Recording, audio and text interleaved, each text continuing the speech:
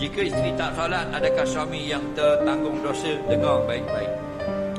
Isteri tak solat, suami tak tanggung dosa. Suami tanggung jawab. Okey, tanggung jawab. Maksudnya tanggung jawab maknanya suami akan disoal. Jawapannya bukan orang lain, suami kena jawab. Kalau jawapannya benar, selamat. Jawapannya tersangkut, go to hell. Itu maksudnya. Bukan isteri tak sembahyang, suami dosa. Bukan maksud itu. Kerana apa? Kerana ada satu hadis Nabi kata muru auladakum wa'mur ahlakum bisolat. Taklah kamu suruh anak isteri kamu sembahyang. Nampak? Wa'mur di situ pengen amal.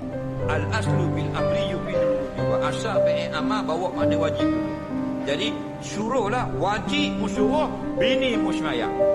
Kalau kamu tidak suruh, kamu berdosa. Bukan berdosa sebab kamu tak sembahyang. Yang tak sembahyang tu bini kamu.